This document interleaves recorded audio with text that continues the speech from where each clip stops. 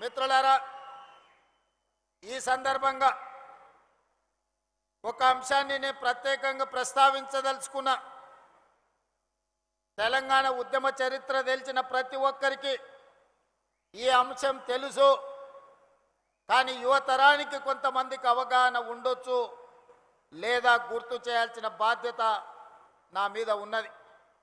ఆనాటి తొలి తెలంగాణ ఉద్యమంలో తెలంగాణ రాష్ట్ర సాధన పోరాటంలో మంత్రి పదవి త్యాగం చేసి మళ్ళీ తెలంగాణ రాష్ట్రం వస్తేనే బాధ్యత తీసుకుంటానని త్యాగం చేసిన కొండా లక్ష్మణ్ బాపూజీ ముందు వరుసలో ఉంటే మళ్ళీ తెలంగాణ ఉద్యమంలో మంత్రి పదవిని రాజీనామా చేయడమే కాదు, నల్లగొండ గడ్డ మీద నుంచి ఆమరణ నిరాహార దీక్ష చేసి ఆరోగ్యం దెబ్బతీసుకొని ఈనాటికి తన ఆరోగ్యాన్ని సంపూర్ణంగా కోలుకొని ఈనాడు తెలంగాణ రాష్ట్రంలోనే మళ్ళీ మంత్రి పదవి చేపట్టిన కోమటిరెడ్డి వెంకటరెడ్డి గారు ఈ నల్లగొండ జిల్లా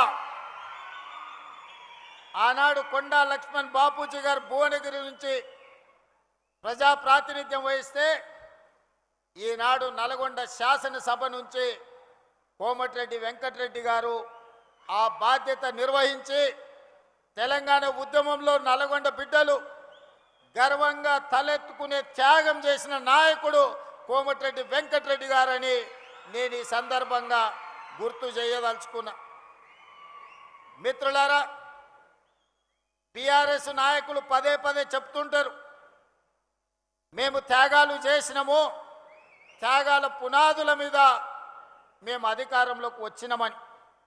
నేను అడగదలుచుకున్న వాళ్ళను, వాళ్ళకు భజన చేసే వాళ్ళను, త్యాగం అంటే రాజీనామాలు చేయడం, ఎలక్షన్ తేవడం, కలెక్షన్ చేసుకోవడం, అదేనా మీ త్యాగం అని నేను అడుగుతున్నా. మరి ఒకవేళ త్యాగమే అదైతే 69 తొలి తెలంగాణ ఉద్యమంలో మంత్రి పదవిని త్యజించి చనిపోయే వరకు తిరిగి బాధ్యత చేపట్టని కొండా లక్ష్మణ్ బాపూజీ గారు చేసిన త్యాగాన్ని త్యాగమనాలా, ఏమనాలో మీరు చెప్పండి. మలి ఉద్యమంలో కోమటిరెడ్డి వెంకటరెడ్డి గారు రాజీనామా చేసి తిరిగి తెలంగాణ రాష్ట్రంలోనే మంత్రి పదవి తీసుకున్నాడు కదా, మరి దీన్నేమనాలి? మీరు ఎలక్షన్ కలెక్షన్ సెలక్షన్ మీద తిరుగుతుంటే పదవి త్యాగం చేసి తెలంగాణ రాష్ట్రంలోనే మీరు అండగా నిలబడ్డప్పుడే మంత్రి పదవి చేపట్టిన ఎంకన్న త్యాగాన్ని ఏమనాలి అని నేను అడుగుతున్నా. 100 రూపాయలు పెట్టి పెట్రోల్ తీసుకున్న మీరు 10 పైసల అగ్గిపెట్టె తెచ్చుకొని అగ్గిపెట్టె రావుదే త్యాగమైతే నిటారుగా నిలబడి తెలంగాణ కోసం ఆత్మ బలిదానం చేసుకున్న శ్రీకాంతాచారి త్యాగాన్ని ఏమనాలి? కానిస్టేబుల్ కిష్టయ్య నేల కొరిగిన త్యాగాన్ని ఏమనాలి? ఉస్మానియా యూనివర్సిటీ గేట్లని తన్ని వీర మరణం పొందిన యాదయ్య త్యాగాన్ని ఏమనాలి? ఒక ఈశాన్ రెడ్డి, ఒక వేణుగోపాల్ రెడ్డి త్యాగాన్ని ఏమనాలి? 100 రూపాయల పెట్రోల్ మీద చల్లుకొని 10 పైసలు అగ్గిపెట్టె తెచ్చుకొని అగ్గిపెట్టె రావు, నువ్వు 10 ఏళ్ళు మంత్రిగా ఉంటావు, ఆర్థిక మంత్రిగా ఉంటావు, సాగునీటి పారుదల శాఖ మంత్రిగా ఉంటావు, 1000 కోట్ల రూపాయలు నువ్వు దోసుకుంటావు.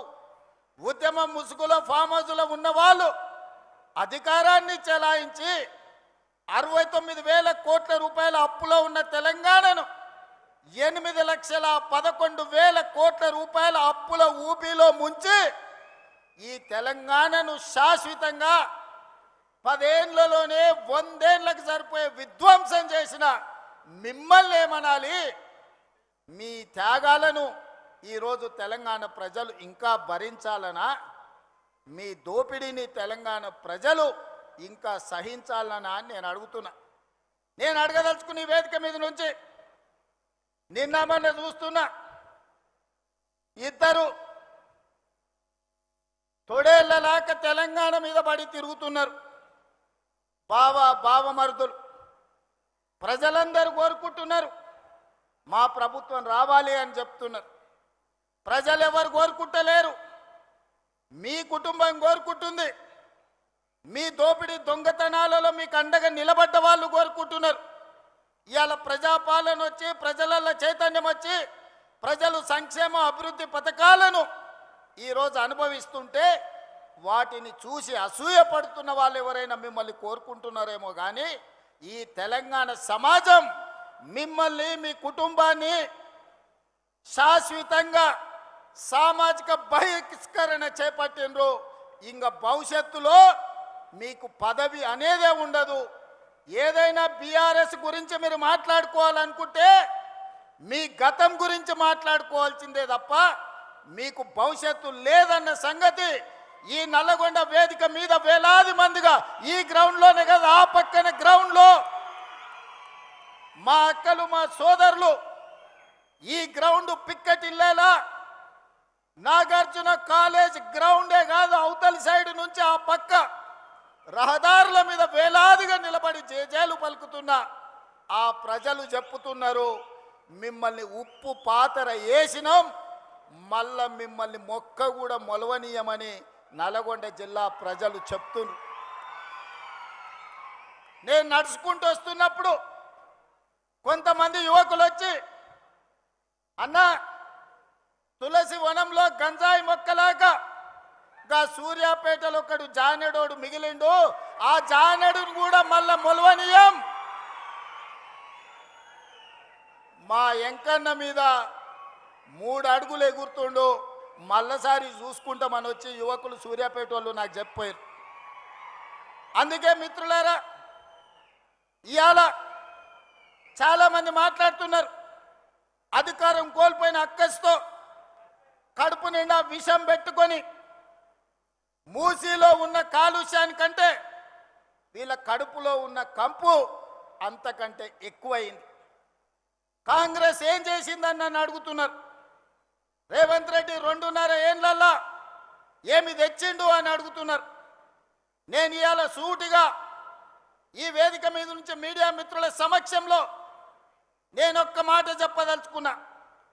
ఎప్పుడు అడిగినా ప్రత్యేక శాసనసభ సమావేశాలను మా కౌన్సిల్ని సుఖేందర్ రెడ్డి గారు స్పీకర్ గారి అనుమతి తీసుకొని సమావేశాన్ని ఏర్పాటు చేస్తాం.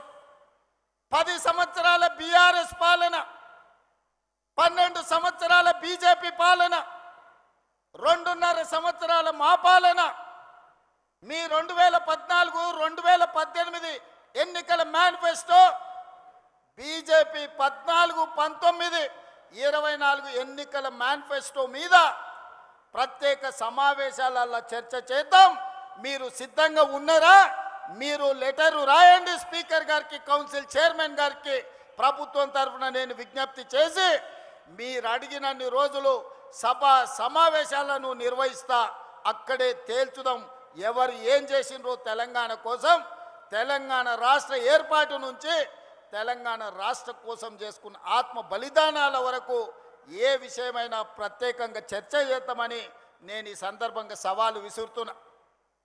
ఇవాళ 10 ఏళ్లలో మీరు, నేను మా అక్కల్ని, మా ఆడబిడ్డలు ఈడు ఉన్నారు, పాలపిట్టలు ఎక్కువ ఉన్నారు, మా అక్కలందరూ ఈడ కళ్ళకు కనిపిస్తారు మంచిగా.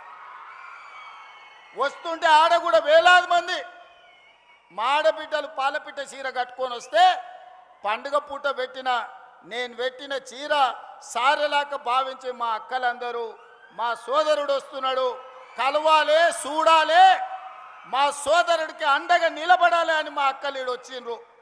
ఇవాళ మా అక్కల సాక్షిగా నేను అడగదలుచుకున్నా, 5 సంవత్సరాలు నీ మంత్రివర్గంలో ఒక ఆడబిడ్డకు కూడా మంత్రి ఇవ్వలేదు కదా, మా అక్కలు మర్చిపోయినరా అని అనుకుంటున్నారా? ఆనాడు పేదవాడి గుర్తింపే రేషన్ కార్డు. 10 ఏళ్లల్లా పేదవాళ్లకు రేషన్ కార్డులు మీరు ఇవ్వకపోతే ఉత్తమ్ కుమార్ రెడ్డి గారు పౌర సరఫరాల శాఖ మంత్రిగా బాధ్యత తీసుకున్న తర్వాత లక్షలాది తెలంగాణలో ఉండే పేదవాళ్లకు రేషన్ కార్డులు ఇచ్చిన మాట వాస్తవం కదా? మా అక్కలకు తెలియదా? ఈడున్న పాత్రికేయ మిత్రులకు ఈ వార్త రాలేదా? పేదలకు ఆనాడు దొడ్డు బియ్యం ఇస్తే ఆ దొడ్డు బియ్యం బర్లకు దానబెట్టే పరిస్థితి. ఎప్పుడన్నా సంటి పిల్లలకు బుక్కెడు బువ్వ మా అక్కలు వండి పెట్టిరు ఆ దొడ్డు బియ్యం అని నేను అడుగుతున్నా.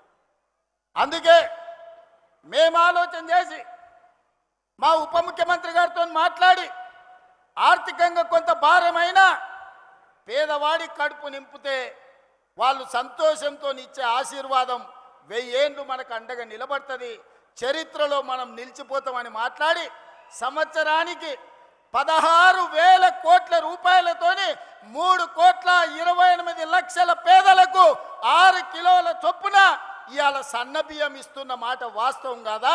మా అక్కలు ఇక్కడ ఉన్నారు కదా, వాళ్ళు వండి సంటి పిల్లలకు బుక్కెడు పువ్వ సన్న బియ్యం పెడుతున్న మాట వాస్తవం కాదా? ఇవాళ ఫామ్ హౌస్లో వండుకున్న కేసీఆర్ ఏ సన్న బియ్యం